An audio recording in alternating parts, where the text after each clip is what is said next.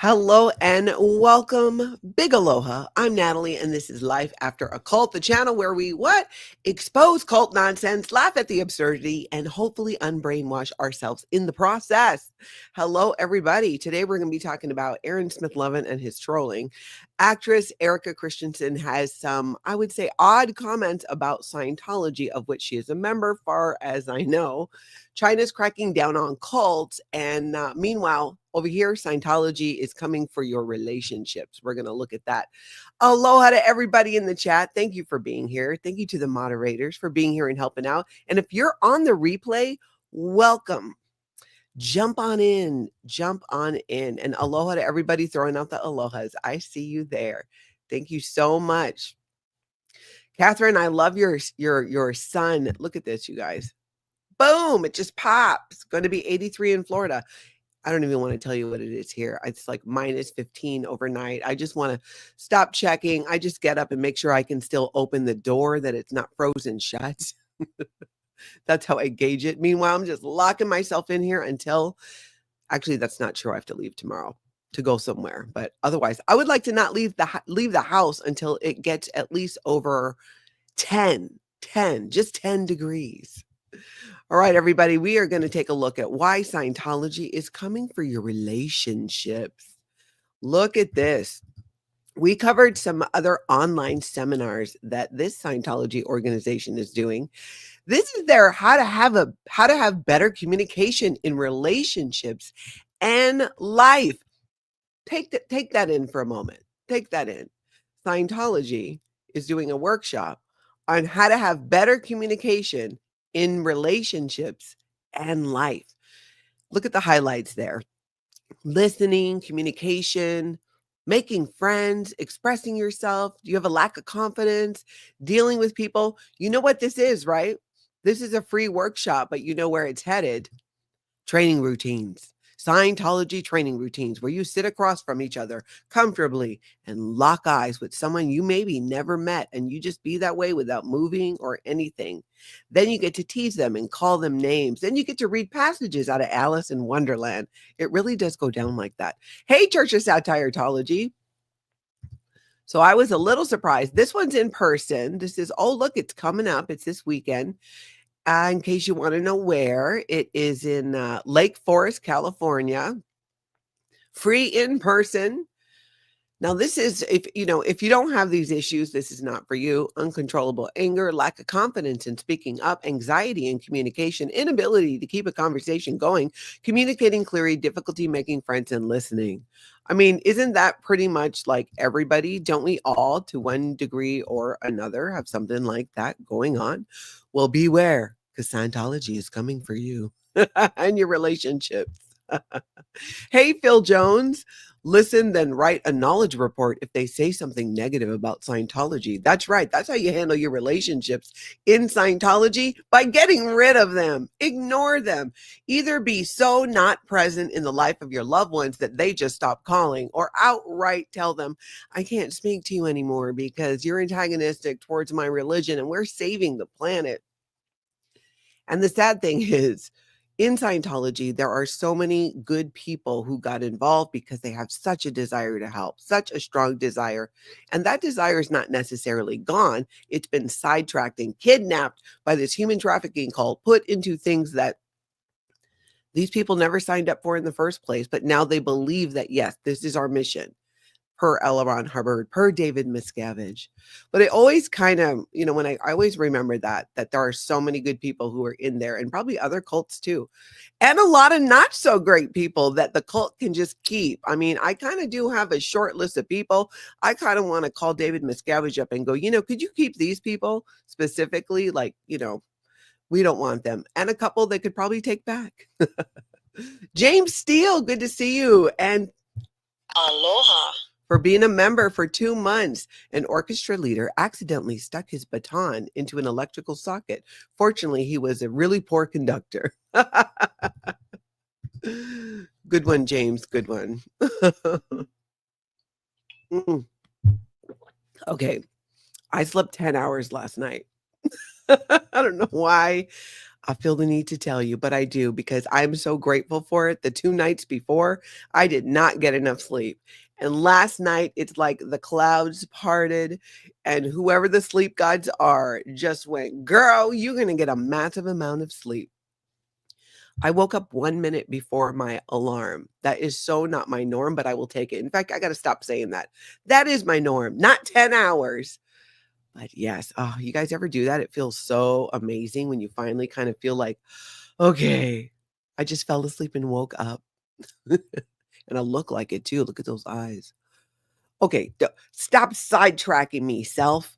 Let's now go over and talk about this Erika Christensen. And, we got to wake up the Office of Special Affairs for this because some of her comments, I don't know. I feel like they need to know about it. I thought they were odd, and I want to find out what you guys think about it. So, David Miscavige, please wake up your Office of Special Affairs. I'd love to. My friends at the Office of Special Affairs. Ooh, that almost got stuck on my sweater.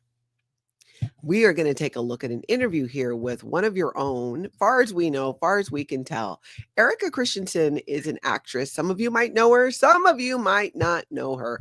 Let's take a look. There she is there with her husband. I think still her husband. And I was looking at this. So the title of this is Will Trent Star Erika Christensen's Life Off Screen from Husband and Families to Scientology. The 42-year-old actress shares 2 daughters with her cyclist husband. So that must be him there, the cyclist husband. Let's see. I'm going to skip through a lot of the This Is Who She Is part. I'm going to link it down below so you can read the whole article. She talks about her family, having a baby. Here's the interesting part to me, Erika's religion. Back in 2018, Erika opened up about her association with Scientology while chatting with her Parenthood co-star, Dax Shepard, on an episode of his podcast, Armchair Expert. The actress, who said she was raised by Scientologist parents, explained, "I can justify things in all kinds of different ways, but basically, like as a Scientologist."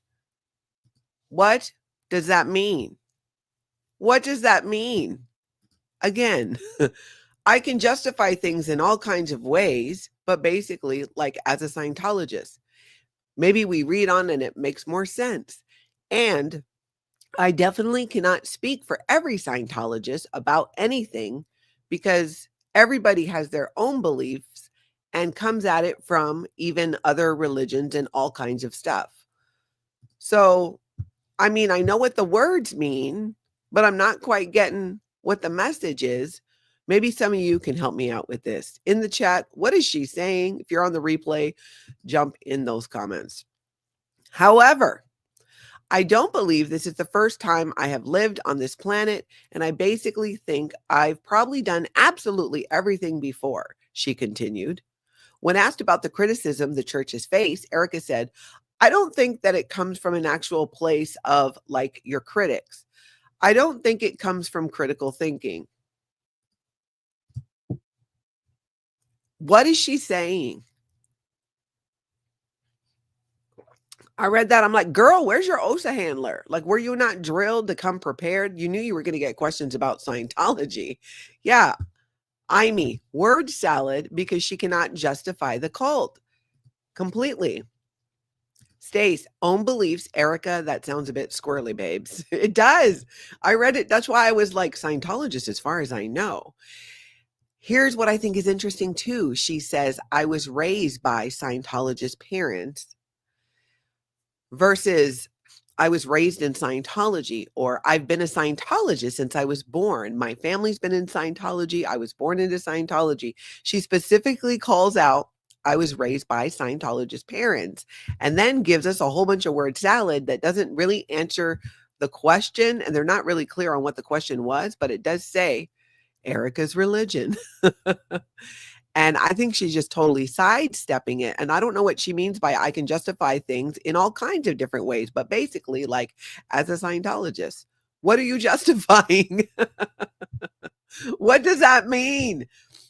Does she know about a lot of the things that are out in the media, especially these days? All you got to do is get on YouTube and look up Scientology and you can find out a lot of things. Is that what she can't justify the human naturing aspect of her religion that's out and known? I'm not sure. I thought it was odd. I want to hear from you guys here. What are you saying? Word salad, yep. And Julia, I think she's skirting around being a Scientologist.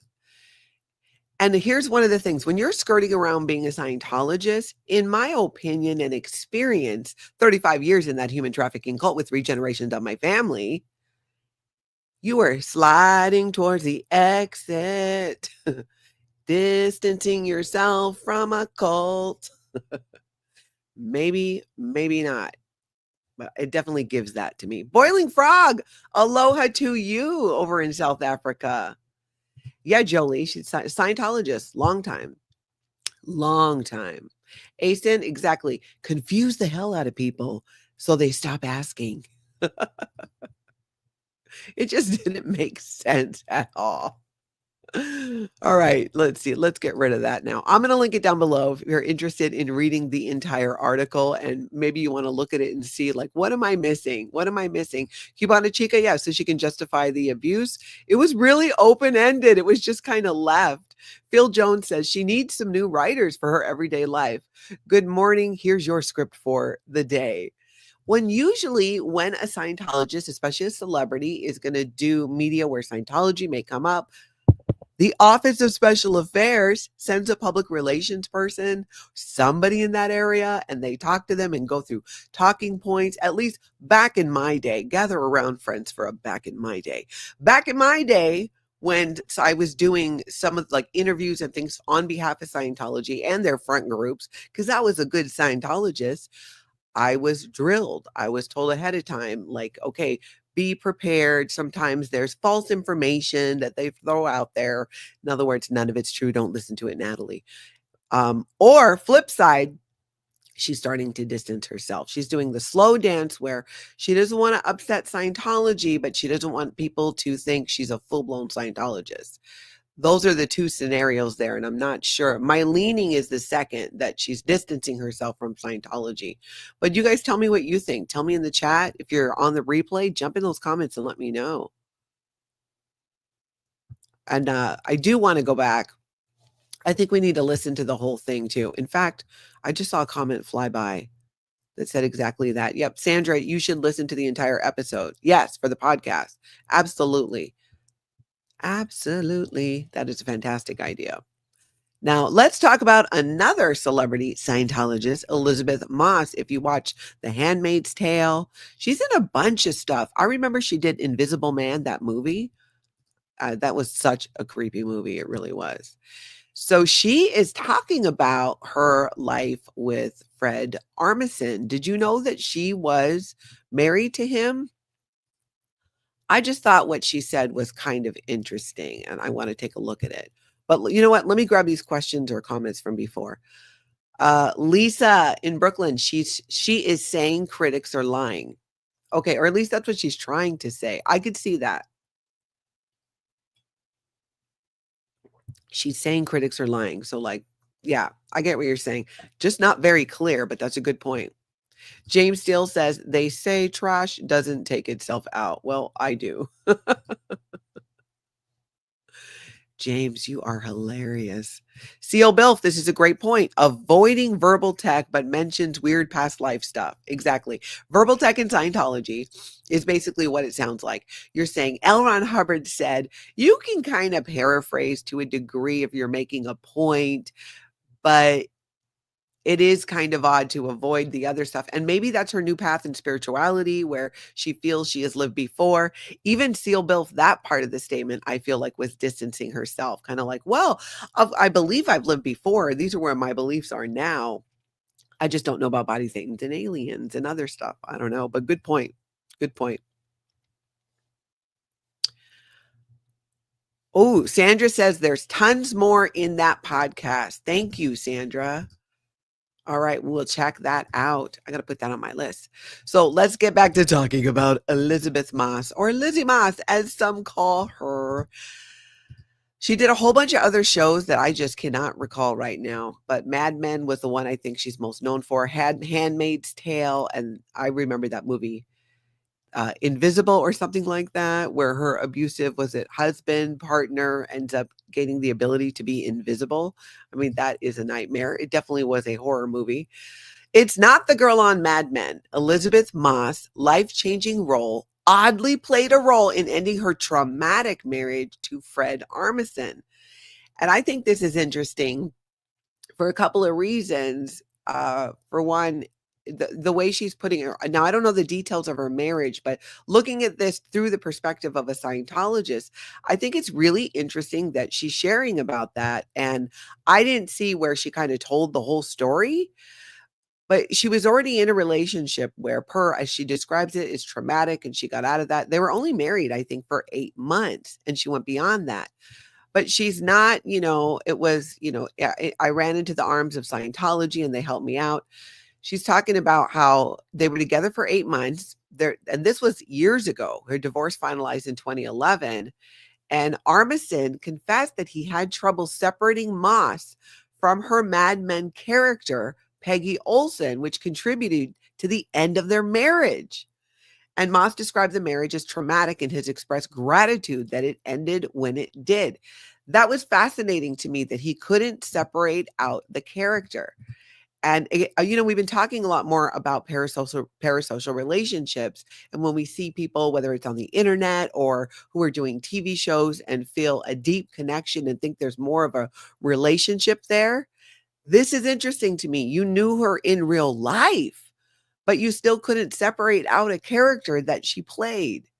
It's just, it's odd to me, but it's very interesting at the same time. Like, I want to know more about that. Seal Bill says, "Ugh, Fred Armisen managing to be more cringe than his Scientologist ex." Yeah, it's odd. It's odd, but he's being honest about it, and I appreciate that. But I just think it's interesting because you know her in real life, but you can't separate that out.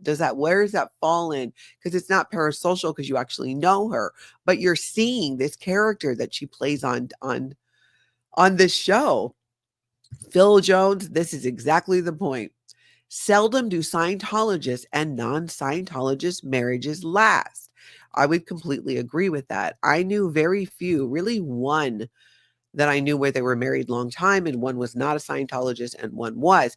Not to say it doesn't happen, but it is seldom. Phil is correct.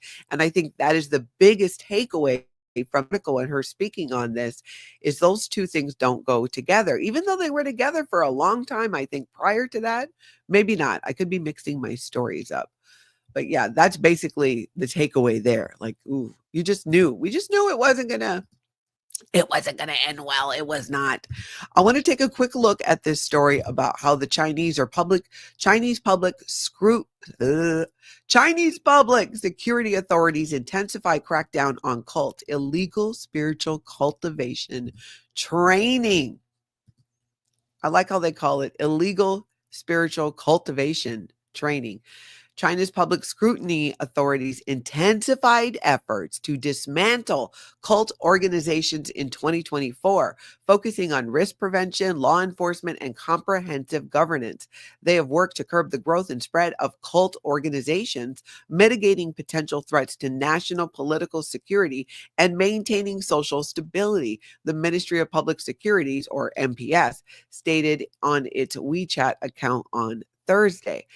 I thought this was interesting too, because, we think about here in the United States how many cults we have, how many people are involved, how many online cults we have.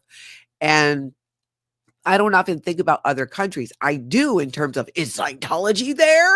Then I'm like, oh, but this is true. And I wonder too how other countries deal with cults. How do they deal with it versus how we deal with this and see it? So I thought this was interesting. I'm going to link it down below. Power Lies to Paralyze says, good description. Never thought I'd say that about China policies. Sometimes too, because I think, well, of course you want them to combat cults, but I could also see a scenario in China where who decides what is a cult and what is not, where maybe an organization that is maybe not a cult can be labeled as one.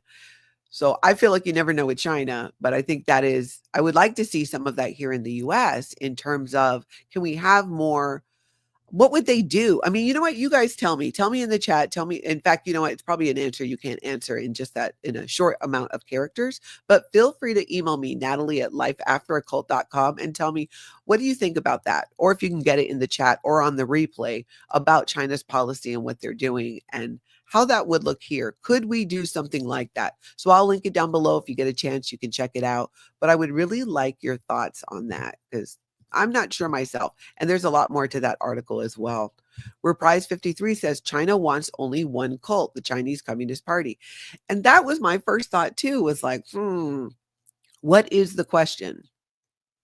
What is the question? Oh, what do you think about China's policy moving forward now in combating cults? Could we do something like that in the US? And what would that look like? Like I said, it's a big question, so you might have to email it. Oh my gosh, is there anything better than coffee in the morning when you just get the cream just right? I don't know why. I should measure it. I never know exactly how much. I just eyeball it, but I tend to not put enough. And then by the time I walk away and realize, I'm like, I'm not going back. I put the cream in the fridge. It's a whole production. I'm just going to drink this. Paralyzed to Paralyze says enforcement of coercive control laws in the US would be a good starting point. Exactly. And in the situation with Scientology, what makes Scientology so different is their IRS acknowledgement of their nonprofit religious status. That is something that over and over and over again, Scientology has been able to hide behind here in the United States, and other cults, some of them who have that status, but then have abusive practices within it. That's right. SPTV never ends. Nothing tastes as good as the perfect first cup of coffee. We sound like a coffee commercial. So that is Elizabeth Moss there. I haven't even seen the rest of The Handmaid's Tale. I was thinking about that too the other day when I was looking at that. I was watching it. I think I got through the first maybe 2 seasons, and it got harder to watch, and maybe I had the opposite problem of Fred Armisen. In fact, I think I did have the opposite problem.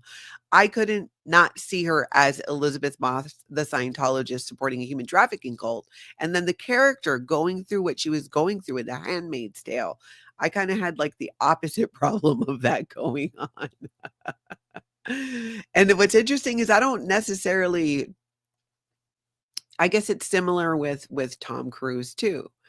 I have a hard time not seeing the man who's supporting a human trafficking cult and David Miscavige and his actions and taking advantage of this free labor force known as the Sea Organization, where a lot of them are decent people wanting to do good, and they're being forced into doing all kinds of things for what?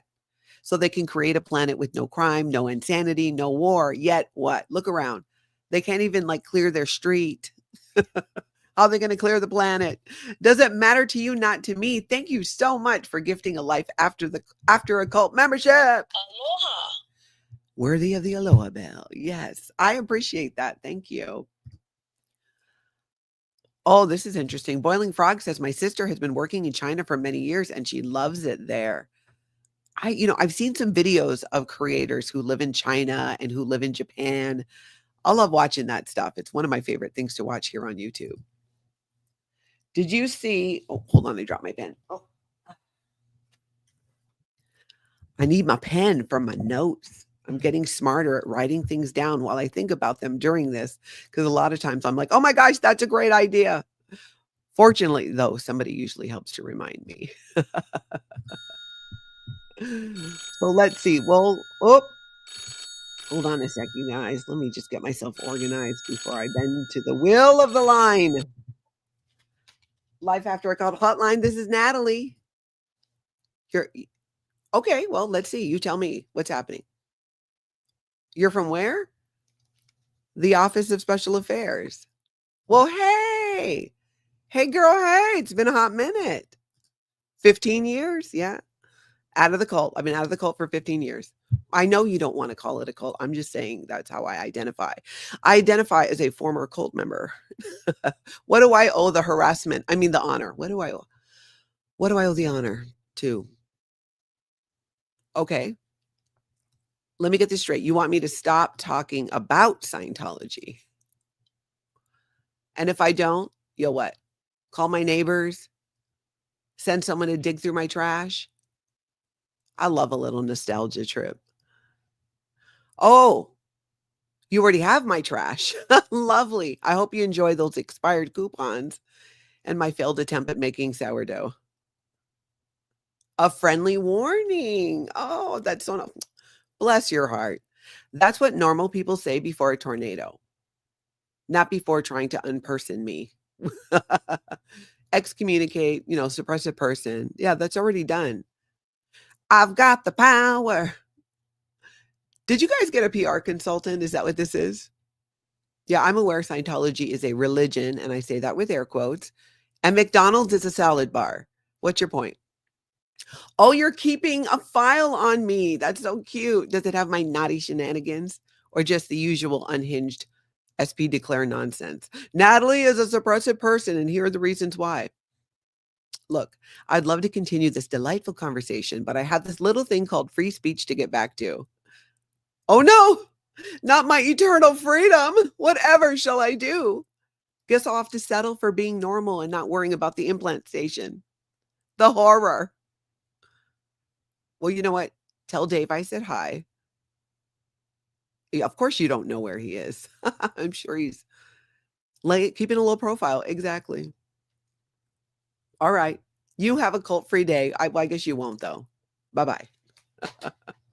I knew there would be a time when Osa would call and try to, handle me. They never stop. They just cannot quit me. They cannot quit me.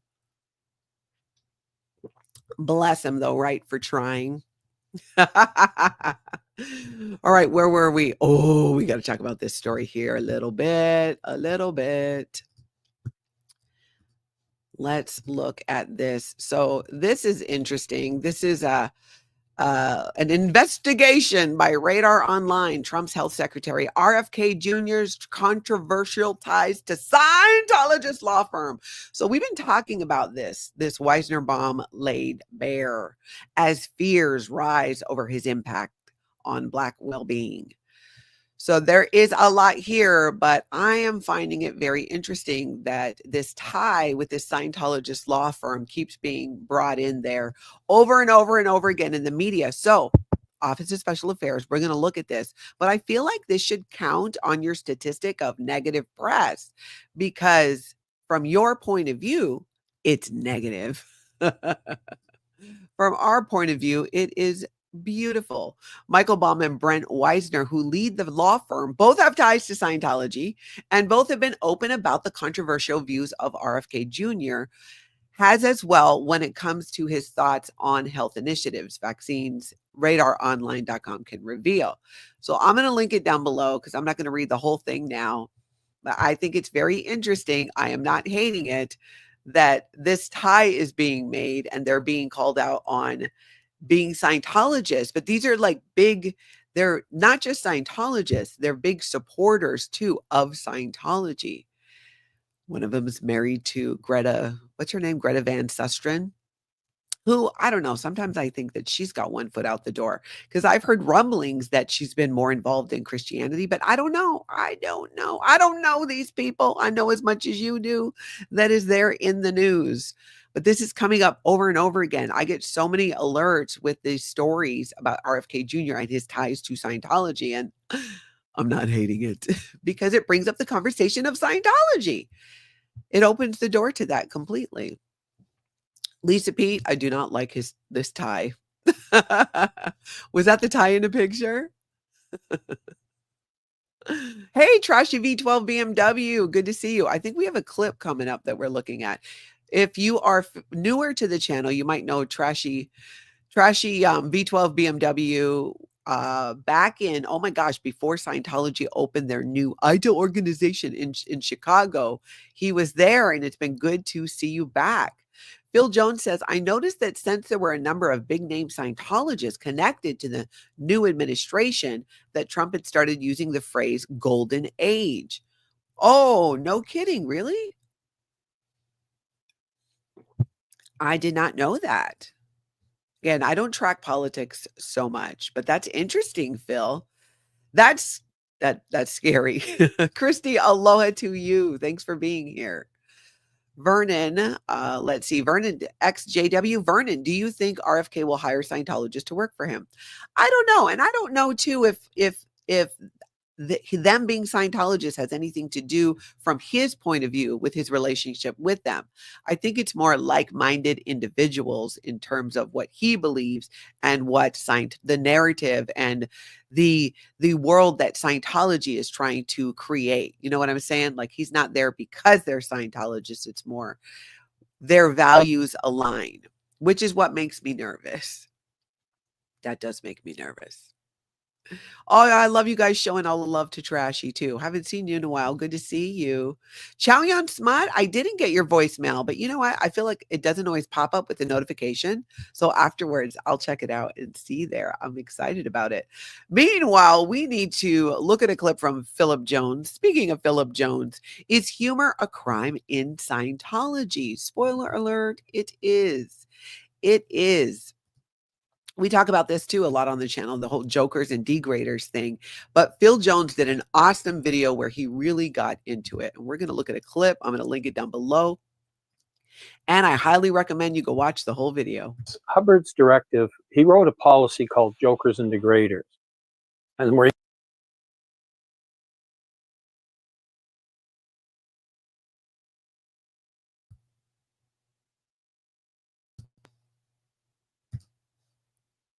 That's weird. What is happening? Hold on a second. Hold on. There we go. Something just like totally kicked me out of that. Hold on. Phil back. Phil, I thought I lost you there. All right, going back. We're getting Phil back. Here we go. Check it out. policy called Jokers and Degraders. And where he warned in this policy that people who joke too much are dangerous and should be dealt with like they deal with suppressive persons, like, you know, declaring them or whatever, because he considered that joking and degrading was bad. He actually wrote in the policy, said, a joker is seldom harmless. Sometimes they are well-intentioned but weak. Other times they are simply covertly hostile. Joking about the organization, its principles, or personnel is an effort to degrade the group. That means making light of Scientology, its leadership, or its beliefs. It's seen as a serious offense in Scientology, and that could lead to punishment, interrogation, or even expulsion. Yeah, that is L. Ron Hubbard's Scientology's policy on joking and degrading. We talk about it here a lot because what do I like to do? Joke and degrade in the eyes of Scientology. Part of my healing for me and part of what makes it easier to talk about cults and all the ick, right, is finding the humor in some things. Or at least for me it does. And you guys are just kidnapped along for the ride. You don't have to laugh if you don't think it's funny. I'm not a cult leader. Hey, Feral Cheryl. Okay, we've got another clip because he talks about LRH's contradiction on joy and how Scientologists will often pick the negative side. This is interesting. And Power Lies to Paralyze has talked about this before too. And John Atack has spoken about this as well. It's the contradictions in Scientology that often gets people or keeps them trapped. Listen to this. He also wrote a policy called the Joy of Creating. What in the world? Okay. I'm back. Something happened again. That is so weird. Let's get Phil back. Who doesn't want us to watch Phil's video? Nancy, do me a favor and shut off your camera just to see if I don't know what's going on. That's why. But we're getting Phil back. We are going to persist. Oh, you know what's interesting? It's going blank on the video. Oh, okay. You know what? We might not be able to watch. I wonder if that's the clip there. I think it was in the clip. For some reason, it's just kicking me out. Yes, Professor Furberger, a little bit of technical difficulties there. Yeah, Ms. Is it Ms. Irises? Exactly. No wonder Scientologists never smile. I'll give you the gist of it there. There's this contradiction in Scientology. L. Ron Hubbard writes about the joy of creating. And at the same time, but don't you dare joking and degrade about Scientology. Don't look at anything in Scientology as being humorous. It's one of many contradictions. And I think John Atack and Phil Jones and Powerless to Paralyze, so many people have spoken about this.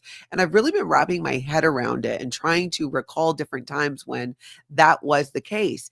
And it really is, because I could remember being in Scientology in the course room and two things contradicting each other. And if you push that too far with the course supervisor, these two things don't make sense. They don't go together. He's contradicting himself here, and there. You end up getting a deprogramming technique called false data stripping. So you learn pretty quick in Scientology. Well, if you're growing up in Scientology, you're already indoctrinated. But people even coming into Scientology not to question it, that you need to, that it's never the technology that's faulty. L. Ron Hubbard does not contradict himself. What's wrong with you? Yeah, he does. All the time, quite often. And it is part of what keeps people trapped. They're so confused. The other aspect to that is keeping people all snarled up in their upsets, which in Scientology, right, is all about the upset. It's not, are you upset? You have an upset. You see the difference there? They separated it out because you don't need to feel misemotion, as it's called in Scientology, or negative emotions. You shouldn't be crying because somebody passed away. You need to move on. We've addressed that upset already in a Scientology session. And it does. It's a huge part of what traps people there.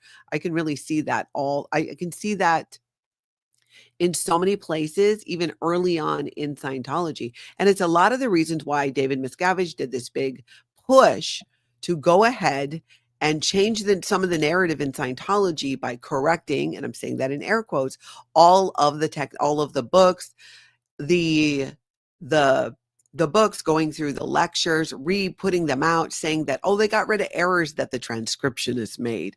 No, a lot of it was L. Ron Hubbard contradicting himself. But they'll never admit it. They won't admit it. They can't admit it. Does it matter to you? Not to me. If it doesn't make sense, you are brighter than most. Exactly. That was my total takeaway. If it doesn't make sense, that's a good thing, because it shouldn't make sense. But I think in Scientology, we just started to believe that if it seems contradictory, it's because of me. I must have overts and withholds that are stopping from letting me see the truth. Now I see it. I agree. Yes. It's all part of the mind control and how people get stuck there. But check it out. I've got those linked below. You can go ahead and take a look. With Phil Jones. Okay, the underground bunker. We got a little story here that's pretty interesting. We forgot to go underground, though. We got to go underground. We are in the bunker.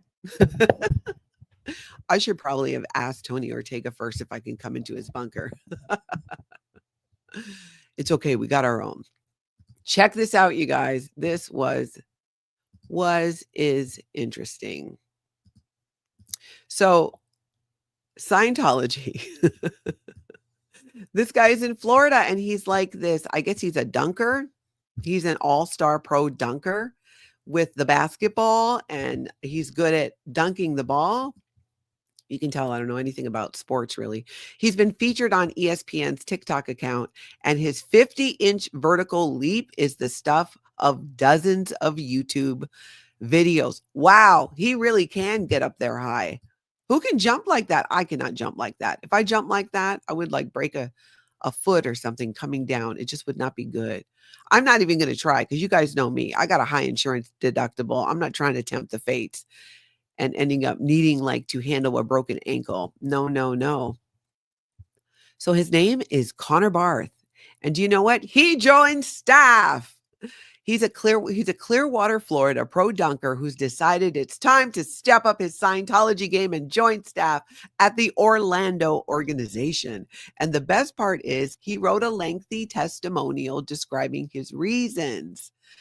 Let's see. Connor has been supplementing his slam dunking competitions by signing up paying followers to learn how they too could increase their vertical leap.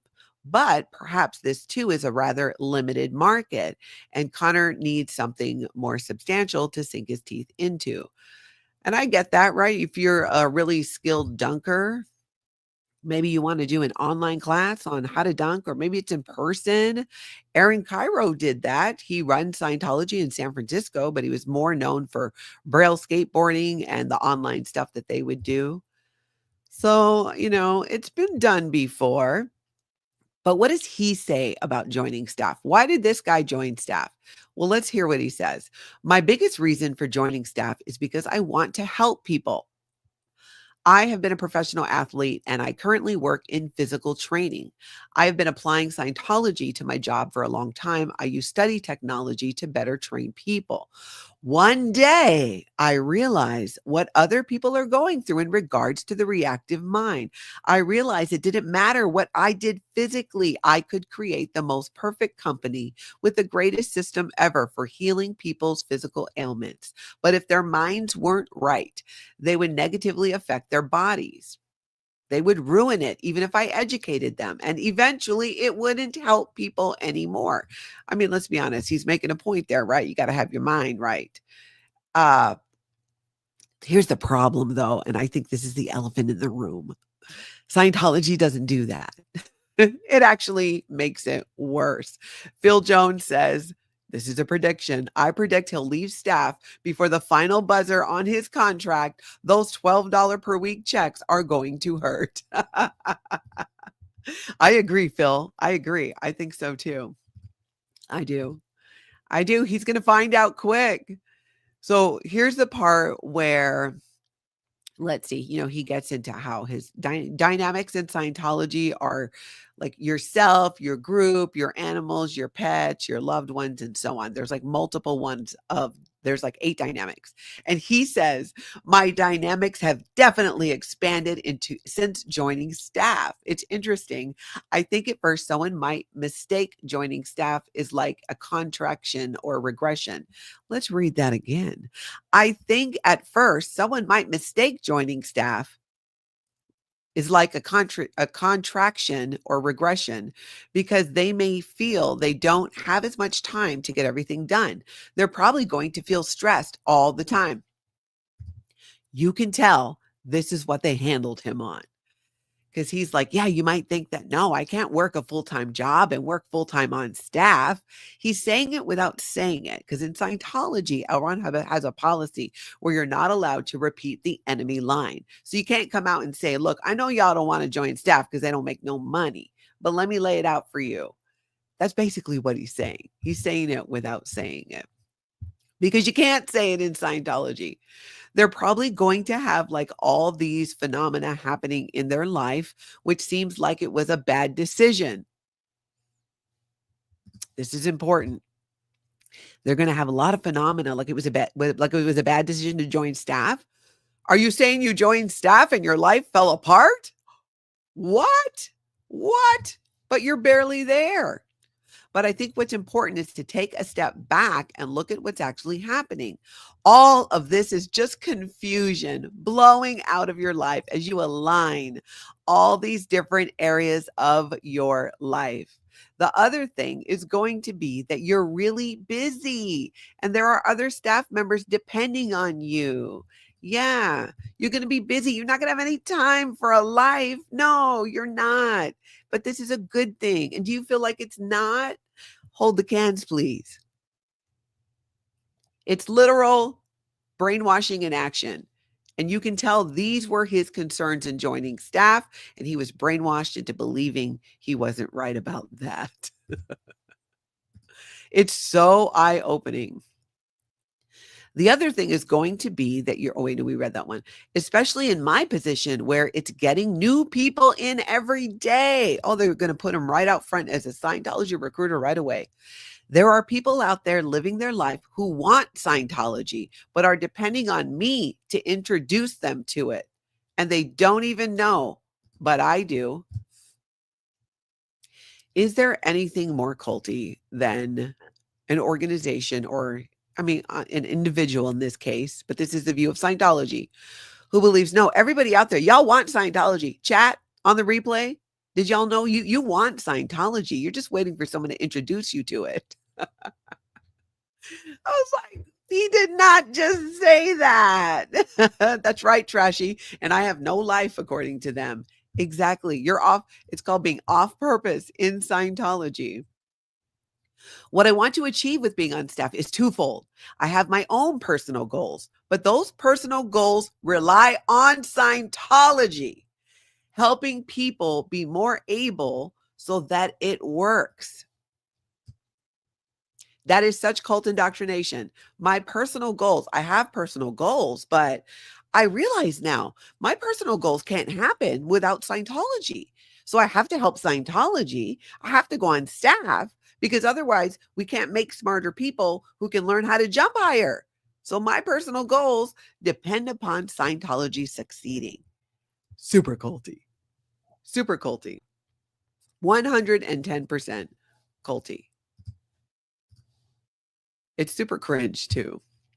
The sooner you do it, the sooner you increase the efficiency of your life and the more you'll get done in a given life. So joining staff contributes to this goal. It aligns perfectly. I could get training in processing. Processing is basically is Scientology auditing. Some people call it processing. I could get training and processing on my own as a public, but competency is over case gain. That is L. Ron Hubbard. He talks about if you're competent, that is more important than case gain, than getting better mentally in Scientology. Another one of L. Ron Hubbard's contradictions that make no sense. Makes no sense. So he was really squeezed. It's like this guy is a square peg and they shoved him into a round hole. They completely did. On staff, I am forced to apply what I learn on an immediate basis because we are always getting products. I have never read a success story, testimonial, soul, tell me you're in a cult without telling me you're in a cult, than this one right here. I don't know about you guys. It's so strongly giving cult. So his solution to this, there is a demand. There is not like being out on your own. There is a demand there that is not like being out there on your own. So I have to speed up my learning process. So there's a bit more to this, but I'm not going to read the whole thing because already I'm like, squirrel. But I am going to link it down below. And I really, if there's ever been something that screamed, I was just brainwashed into joining Scientology staff, then this, send it to me. This was crazy. And oh, that's a good reminder too. If you see something, say something, cult related, Scientology, other cults in the news, wherever, email me, Natalie at lifeafteraccult.com, and we'll see if we can get it into a recap. But if it is a video of length, please provide a timestamp or a clip if you know how to do those. Yeah, super brainwashed. I could not believe what I was seeing. Exactly. That man should leave. That man should leave. Queen of Karma. Oh my God, you're so right though. That was insane. Yeah, that's why I'm gonna link it down below. People need to see this. People need to see this. They need to see this. It really is crazy talk and shows how the brainwashing process works. Now he's doing it on himself. Everything he's saying to people was said to him. And he has to almost say it so he believes it. It's like he's reminding himself, oh yeah, it's going to suck because I don't have any time, but somehow it's going to make me better. It's going to make I can't achieve my goals without it. Yeah, Julia, this man is brainwashed. Cubana Chica, let's see what he says after a year of abuse. I agree. Jamie Castro, everyone should leave. Absolutely. Many people all over the place, especially in Clearwater, Florida, where Aaron Smith-Levin has been trolling Scientology and Tom Cruise at the same time, was out there again. Jamie, was that you with him last night? This is one of my favorite things to see right now. This cutout of Tom Cruise with a hunk if Scientology is a cult. What did Tom do to you? Why use his image when he didn't do anything? Okay. I think I know what's happening. This is the Office of Special Affairs at work. It is not. Hold on a second. I think I just need to refresh the link here. What did Tom do to you was the question that somebody brought up in the chat, and he gave a great explanation of the inspiration behind using this Tom Cruise cutout and why it works. Why use his image when he didn't do anything culty to you? Oh, well, that's easy. I'm using his image because he's the most famous Scientologist in the world. And when people are scrolling through their YouTube Shorts feed and they come upon an image of the one and only Tom Cruise protesting Scientology, they stop and they say, what in the Sam hell is going on here? Thank you. Tom thanks you, sir. Tom thanks you for your support. And yeah, so, you know, we appreciate Tom's hard work out here getting the word out. Helps spread it honestly helps attract more eyeballs on YouTube to the videos. It's hilarious. It's a great way to troll Tom Cruise and Scientology. At the same time. And there were some interesting things that happened there last night, including a man who came and shared a tragic story, just part of it, who was in the chat and then came out to support, which was great. Hey, oh, you came by. Oh, you were the guy in the left. Yeah. Thanks for coming out. No problem. I like what you guys are doing here. I had Yeah. a friend that seriously committed suicide trying to get away. Is that right? Yeah, it was Unalived himself trying to get away from Scientology. crazy. So, yeah. Wow. How long ago was that? How long ago was that? Oh gosh, it's been 30 years. Oh, okay. Yeah. So, Incredible. yep. So, did you guys see the YouTube channel Scientology Sucks? They were doing their I own. haven't heard of that one. Oh, it's funny. Is They're- it was it in LA? Yeah. Or were they the ones that broadcast? Yeah. Yeah. Oh, are you talking about the one they put lights like next to the Scientology? Yeah, I think I know who you're talking Oh, about. I that think was his name. hilarious. I love that he came out there, and obviously he had a friend who lost his life to Scientology, and he's out there supporting. So that was really nice to see. Farrell Cheryl says the honking makes my soul rejoice. And yes, and what did you say, Farrell Cheryl? Since that cutout's been out there, I feel like there's been even more honking. More people are seeing it. More people are starting to come out and have a good time on those Friday night graduations. And you know who hates it? Scientology. They hate it. They hate it about as much as they hate you liking this video and hitting that subscribe button. So make sure you do that. It pushes their buttons completely. Good to see so many of you popping into the chat. Aloha to all of you. Hello. Okay, let's look at another clip where people come up and they find out. It's such a conversational starter too. What do you call that? Like an icebreaker. It's this giant icebreaker. The prison that he created at the International Management Base. Right. They're talking about holding people prisoner in Scientology. In California. Yeah. San Diego? It's actually in it's like in Hemet, California, Gilman Hot Springs, California. It's north. San Diego's 2 hours south of LA. I think the int base is like 90 minutes northeast of LA. It's like Yeah. in the middle of nowhere, basically. Yeah. So that's all true. Like they're not making Yeah. that up. That's just That's totally true. That's crazy. That was referring to That's a wonderful thing too. People can come up and chat and ask questions. I love that. I love that. Let's take a look at Chicago now. And Trashy V12 BMW is out there in action, live streaming, protesting Scientology. Let's look at a clip in very cold Chicago. Ma'am, do you know any contributions that Scientology has made to the Chicagoland area recently? Tom Cruise! Tom Cruise, very nice.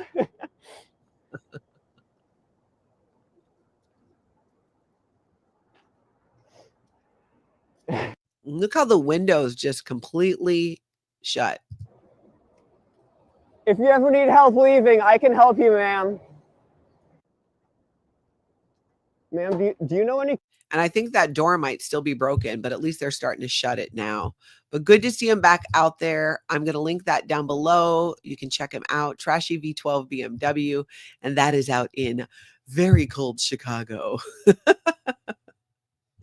Carla's loving wife says, it has warmed up to 10 degrees here in the Twin Cities. I may need a little sunscreen. Is it really? Oh, that's fantastic. I hope so.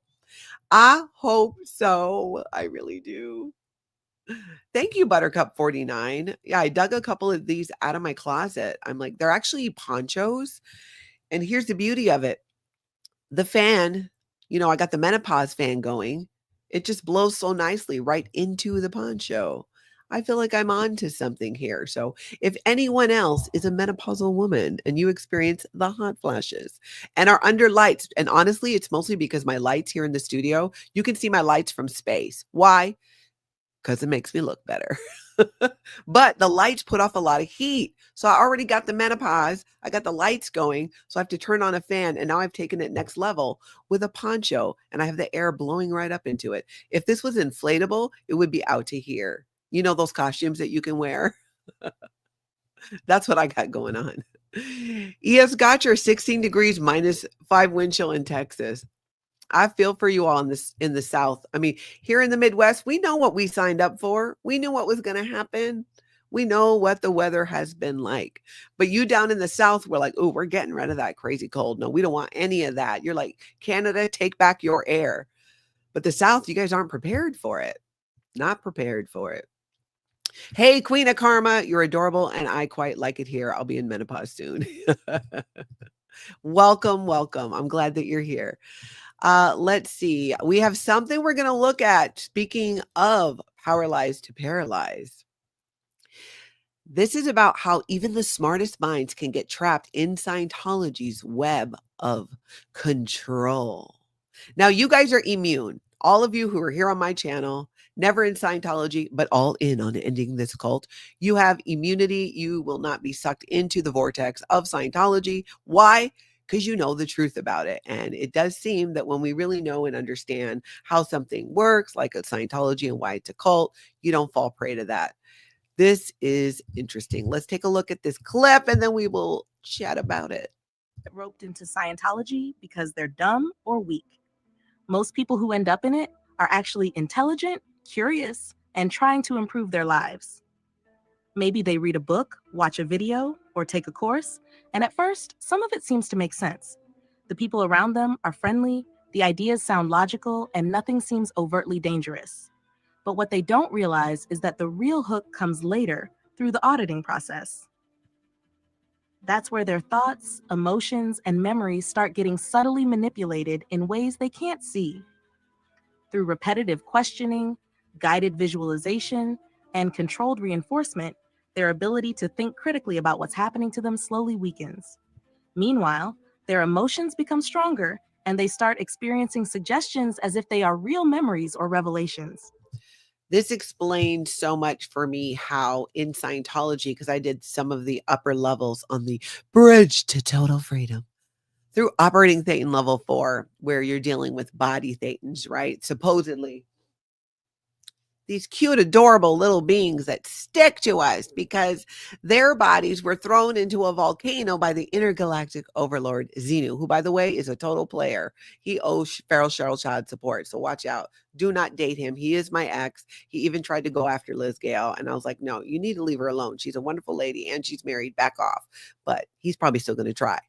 So all of these body Thetans are just stuck all over us, and they are all responsible for the stuff that's going wrong with us. And you need a lot of creative imagination to do that in Scientology. And a lot of paralyzed to sorry, body Thetan, I got to fix you in a minute. A lot of paralyzed to paralyzed videos really kind of get into how that belief becomes possible. I find it absolutely fascinating. Christy, thank you so much for that super sticker. Let me catch up on some of these start comments here. Fuzzy pink handcuffs. Did James Steele? Okay, this is a James Steele. Had some bad elevator experiences, so I take steps to avoid them. Oh, I love that. See, Reason, do you think that there are too few PR people in Scientology to stay on top of everything? That's a fantastic question. And yes. Also, Scientology does, I don't know if I've heard at times where Scientology will hire an outside agency, but it's very few and far between, especially if they're not Scientologists themselves now, because you got to maintain the mind control. But I don't think they do. And the biggest problem is they have to use L. Ron Hubbard's PR technology. So they're not like today's trained PR person or someone who knows how to do damage control. They have to use L. Ron Hubbard public relations. So if they're being criticized, then the person criticizing them, they have to attack, because it's never defend, always attack is the PR rule in Scientology. That's such a great question. Lisa Pete says the only cult allowed in China is the government, and I would agree with that. Let's see. Couple of these, I'm like, I'm not reading that. I'm not trying to get on the China government website either. Even though I am part Chinese, my great grandfather was from China and went over to Hawaii. That was so common. So you have a lot of Hawaiians like myself who are also Chinese, a huge number where you're Hawaiian and Chinese as well. Nisa says, I think it's great because that means they are on top of what's going on with the group. Oh, in China? Yeah, that's very true as well. SP Crusader Lenny says, in the UK, we're working on getting members of parliament to help us extend our coercive control law to include groups. Oh, that's awesome. Please do keep us posted. Let's see. I do believe I took that question. Oh, good question, Vernon. What happens if a Scientologist makes fun of LRH's teeth? Interrogations, manual labor. You'll have to do what's called lower conditions. It is a whole thing. It is a whole thing. Punishment, basically. And reprogramming is what happens so that you don't do it again. It's all about reprogramming you to make sure you do not do it again. Nancy says, I am in the cult of Alohatology. I love that. Matt Elliott says, you should check out the address on Google Maps for New Toronto Rental Org. Ooh. 2944 Danforth Avenue. They got kicked out of the old one because the owners couldn't rent out to others. Okay, let me write down that address. 2944 Danforth Avenue, and that's in Toronto. Okay. I will do that. I will check it out. Trash EV12 BMW, thank you for the love. You're welcome. Thank you for being out there. It's good to see you out there.